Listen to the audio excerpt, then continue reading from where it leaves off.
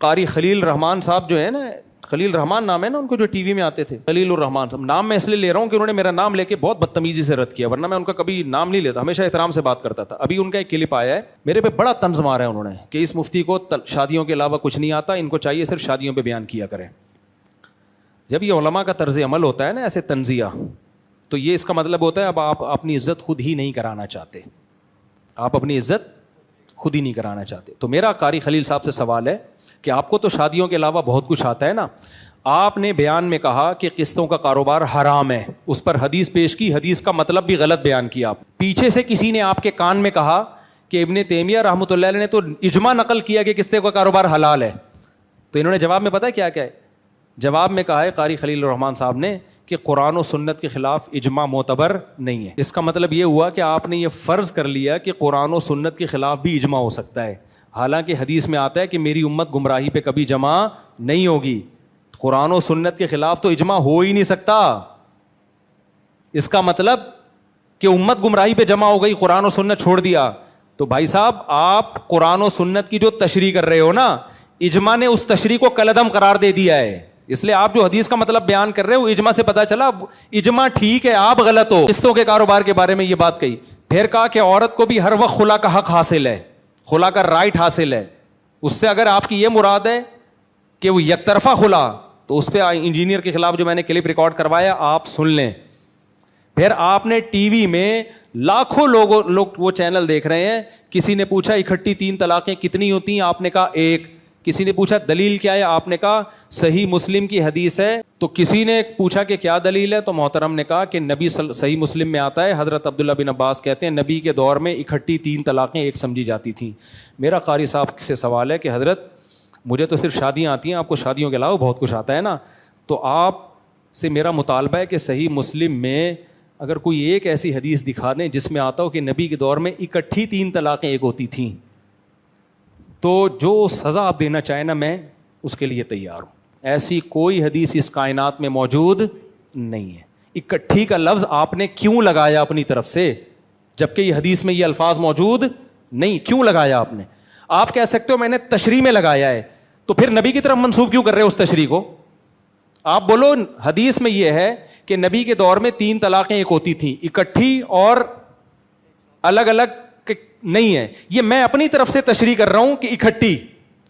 آپ نے اپنی تشریح کو پیغمبر کے کھاتے میں کیوں ڈالا ہے صلی اللہ علیہ وسلم؟ یہ ظلم ہے یا نہیں ہے؟ لوگ تو یہ سمجھیں گے نبی کے دور میں اکٹھی 3 ایک ہوتی تھیں اور مولویوں نے اکٹھی 3 کو 3 کر دیا ہے. ترجمہ تو آپ وہی کرو نا جو حدیث میں بنتا ہے, پھر آپ اس میں ایڈیشن کرو, بھائی فلانی دلیل کی وجہ سے میں نے اکٹھی کا لفظ بڑھایا. تو آپ نے اکٹھی کا لفظ کیسے؟ حدیث میں آتا ہے علل اطلاق نبی کے دور میں 3 طلاقیں ایک ہوتی تھیں. حضرت عمر نے کیا نافذ کر دیا, 3 کو 3. اس کا جواب یہ ہے کہ ایسی ہی حدیث متا کے بارے میں بھی ہے. جابر بن عبداللہ کہتے ہیں نبی کے دور میں ہم متا کیا کرتے تھے, ابو بکر کے دور میں متا کیا کرتے تھے, عمر نے کیا کیا, متا پر پابندی لگا دی. تو ہم کہتے ہیں جو اس کا جواب ہے وہی اس کا جواب. کیا جواب ہے اس کا؟ بھائی متا کے نبی کیا ہے, نبی کے آرڈر سے نہیں کیا متا کسی نے, معاذ اللہ. حرام ہو گیا تھا پہلے ہی, بہت سے لوگوں کو علم نہیں تھا اس لیے انہوں نے کیا, ان کو نہیں پتا تھا حرام ہے. ایسے ہی صحیح حدیث سے یہ بات ثابت ہے کہ زمانے جاہلیت میں جب کوئی اکٹھی طلاقیں دیتا تھا, چاہے ایک یا 10 طلاقیں دے دے, وہ ایک ہی سمجھی جاتی تھی. تو جب قرآن کی آیتیں نازل ہوئی الطلاق مرتان, قرآن نے اس حکم کو منسوخ کر دیا, جیسے متا کو منسوخ کیا گیا ہے اس حکم کو بھی منسوخ کیا گیا. عین ممکن ہے بہت سے صحابہ کو معلوم نہ ہو, تو وہ اکٹھی 3 کو 3 سمجھتے رہے ہو. اگر آپ یہ حدیث کی یہ تشریح نہیں کرتے تو قاری خلیل صاحب میرے ٹو دا پوائنٹ سوال کا جواب دو, دائیں بائیں گھمانا نہیں بات کو, لوگ گھماتے بہت ہیں. اس کا مطلب پھر یہ ہوا کہ حضرت عمر نے اللہ کے حلال کو حرام کیا ہے. پھر سمجھتے ہو کہ نبی کے حکم پہ معاذ اللہ ایسا کوئی نہیں ہے. نبی کے حکم پہ, نبی کے دور میں تو 3 طلاقیں کتنی ہوتی تھیں, 3 ہوتی تھیں. یعنی آپ کی حدیث کے مطابق نبی کے دور میں 3 طلاقیں کتنی ہوتی تھیں, 1. مرد کو رجوع کا حق تھا, حضرت عمر نے سیاستاً پابندی لگا دی تاکہ لوگ طلاقیں نہ دیں اور 3 کو 3 نافذ کیا. تو یہ سیاست ہے یا دین میں تحریف ہے؟ اس کا جواب چاہیے مجھے قاری خلیل رحمان صاحب سے, جو مجھے کہہ رہے ہیں کہ اس کو شادیوں کے علاوہ کچھ بھی نہیں آتا. قاری صاحب مجھے اس کا جواب چاہیے کہ یہ سیاست ہے یا دین میں تحریف ہے؟ بولو نا. ایک آدمی نے 3 طلاقیں دی, اس کی بیوی حلال ہے, حضرت عمر نے کیا کیا؟ حرام. کیا خلیفہ کو ایسی سیاست جائز ہے؟ بولتے کیوں نہیں؟ اس سے بدترین دین میں تحریف کوئی ہو سکتی ہے؟ سارے صحابہ اس پہ خاموش ہوئے تو آپ صاف صاف بول لو حضرت عمر نے دین میں تحریف کی ہے. شیعہ لوگ صاف طور پہ کہتے ہیں حضرت عمر نے تحریف کی ہے, یہی حدیث پیش کر کے. آپ آدھے شیعہ بن رہے ہو, آدھے سنی بن رہے ہو, بات وہی کر رہے ہو, نوالا شیعوں سے لے رہے ہو آپ, لیکن آپ کہہ رہے ہو حضرت عمر کا سیاسی فیصلہ تھا یہ. ابے بھائی صاحب, یہ سیاسی فیصلے میں بیویاں حلال حرام نہیں ہوتی. سیاست میں یہ ہوتا ہے کہ سزا اتنی ہے تو بڑھا دی اس کی سزا, کوڑے زیادہ لگا دیے. 3 طلاق پہ نبی کے دور میں سزا نہیں ملتی تھی, حضرت عمر نے سزا نافذ کی ہے, کوڑے لگائے. یہ سیاسی فیصلہ تھا. میری بیوی ہے اور پکڑا کسی اور کو دی بھائی سیاستن. قرآن کہہ رہے طلاق نہیں ہوئی ہے اور حضرت عمر کہہ رہے سیاستن ہو گئی ہے, تو طلاق میں سیاست نہیں چلتی ہے. اہل حدیث سے میں یہ سوال کر رہا ہوں لیکن اس کا جواب نہیں آتا. جواب پتہ کیا ہوتا ہے؟ مفتی کفایت اللہ صاحب دہلوی رحمۃ اللہ نے لکھا ہے کہ 3 طلاقیں میں اہل حدیث سے اختلاف ہے ہمارا, یہ بھی اختلافی مسئلہ ہے. فلاں نے یہ لکھا, لکھنے پر گورنمنٹ کی طرف سے کوئی پابندی نہیں ہے. تو آپ آئندہ بات کرتے ہوئے احتیاط کریں. آپ تو طلاق کے مسئلوں میں تو بار بار کہتا ہوں اہل حدیث لوگ بہت 2 نمبریاں کرتے ہیں. اور فرض کر لو یہ اجماعی مسئلہ نہیں ہے, دلیل کے لحاظ سے تو پھر بھی کون سا مضبوط ہے؟ 3 ہوتی ہیں, تو آپ یہاں دلیلوں کو کیوں چھوڑ رہے ہو بھائی؟ تو نہ خلا کے مسئلے پہ آپ کے پاس کوئی دلیل ہے, نہ قسطوں کے کاروبار کے مسئلے پر. آپ نے حدیث کا ترجمہ بھی غلط کیا.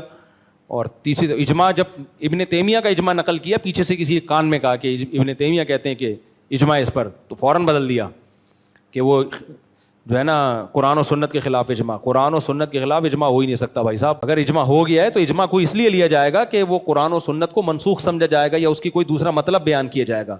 تو یہ تو پھر آپ تو دین کا سارا حلیہ ہی بیڑا غرق ہو جائے گا اس طریقے سے. تو اس لیے ہیں کواکب, کچھ نظر آتے ہیں کچھ. 3 طلاق کے مسئلے میں اہل حدیث کے پاس ککھ بھی نہیں ہے, سمجھ رہے ہو. اور یہ جو لوگ کہتے ہیں نبی نے حضرت رکانہ کی حدیث پیش کرتے ہیں, قاری خلیل نے ٹی وی میں یہ بھی حدیث پیش کی حضرت رکانہ کی, اس میں کہ نبی نے ایک مجلس میں کہا تھا کہ وہ انہوں نے صحابی نے ایک مجلس میں دی تھی تو آپ نے فرمایا وہ ایک ہوئی ہے. تو ہو سکتا ہے وہ یہ حدیث بیان کر دیں, لنگڑی لولی سند ہے اس حدیث کی, لنگڑی لولی سند ہے, کسی نے بھی اس سے استدلال نہیں کیا ہے. صحیح ہے نا, سب محدثین نے کہا ایسا نہیں ہے. جو صحیح سند سے ثابت ہے وہ آپ کے خلاف جاری ہے وہ حدیث. صحیح سند وہ ہے جو امام شافعی نے اپنی مسند میں ذکر کی ہے. اس میں آتا ہے کہ انہوں نے 1 طلاق دیکھی تھی, تاکید کی نیت سے اس لفظ کو 3 دفعہ دہرایا تھا. تو نبی نے ان سے پوچھا تھا کہ تمہاری نیت ایک کی تھی؟ انہوں نے فرمایا ہاں. فرمایا قسم اٹھا سکتے ہو؟ فرمایا ہاں قسم اٹھا سکتا ہوں. قسم اٹھایا ہے. تو وہ تھی جیسے ہم کہتے ہیں نا سانپ سانپ سانپ, ایک ہوتا ہے لیکن اس کو دہراتے 3 دفعہ ہیں.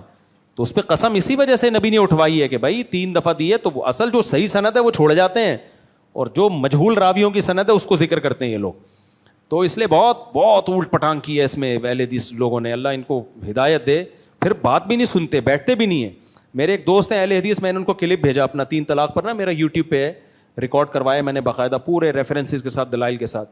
میں نے کہا یار آپ اپنے حدیث علماء کو بولو کہ یہ سن کے کائنڈلی ایک دفعہ سنیں, ہمارا مقصد کوئی کسی پہ طنز نہیں ہے, آپ اس کو سنیں, آپ کیوں فتوے دے کے حلال کو حرام کر رہے ہیں.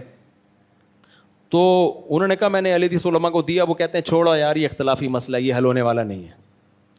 کمال ہے یار, آپ تو محقق ہیں, آپ تو مقلد ہیں ہی نہیں. تو محقق کا کام ہوتا ہے تمام پیرایوں سے تحقیق کرنا نا, تو اب کیوں نہیں کر رہے آپ تحقیق؟ تو ادھوری تحقیق نہیں ہوتی بھائی صاحب, سمجھ رہے ہو. اچھا بھائی, تو ٹو دا پوائنٹ بات 3 طلاق کے مسئلے میں. قرآن میں کہاں لکھا ہے اکٹھی 3 ایک ہوتی ہیں؟ نمبر 1, کسی ایک صحابی سے دکھا دو کہ اکٹھی 3 ایک ہوتی. اگر یہ دکھائیں گے نا تو مجھ سے مطلب پوچھ لینا, ترجمے میں ڈنڈیاں ماری جا رہی ہوتی ہیں بعض دفعہ ہو سکتا ہے دکھا دے کوئی, مجھ سے مطلب پوچھ رہے ہیں, میں بتا دوں گا یہ ترجمہ غلط ہو رہا ہے. سمجھتے ہو؟